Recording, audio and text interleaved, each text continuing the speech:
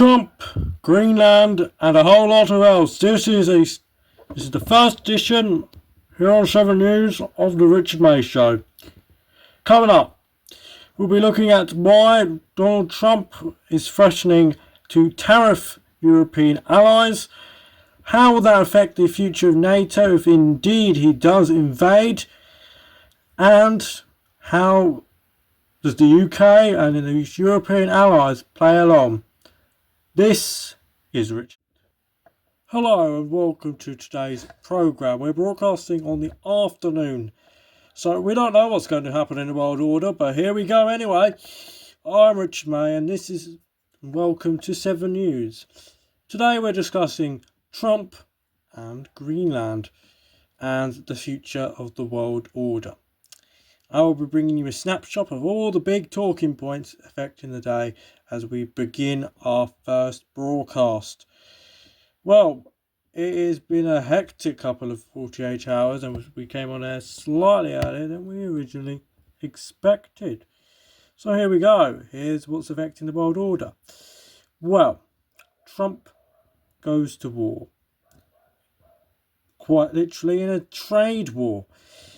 He released a series of AI foot images showcasing Trump, the US, owning Greenland. And how does that look? So we can have a look at some of those AI generated images from the White House themselves. So as you can see, in the first image you have Trump arriving in Greenland with a flag flanked by his two guards on either side. I've covered so many things over the years, and this is the extraordinary thing. A NATO ally. Of course, Denmark is a NATO ally. It is dependency of Greenland. I think it's probably the other way around even. Blimey, it's been a crazy couple of days. But how does that react? Meanwhile, Denmark, the Kingdom of Denmark, remains committed to Greenland. Trump says we've got to do the best thing. He says Greenland must be under American soil. Meanwhile, here in the UK, yesterday Prime Minister Sir Keir Starmer decided to somewhat teeter over the edge of his relationship with the US President. The unlikely relationship between the two of them struck off today in an attempt to appease the forces. That is the Trump White House. Trump responded today by saying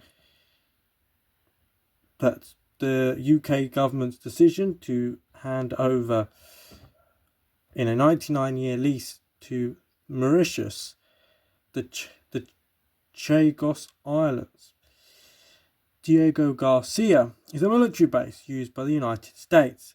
Trump rounded it on Truth Social as a clear sign of stupidity. Meanwhile, just broken over lunchtime, the Housing Secretary Steve Reed approved the so-called quote-unquote super Chinese embassy right at the heart of the region. We are now joined to discuss this by having a look at some of the images you can see there. They are quite a contentious bunch, aren't they?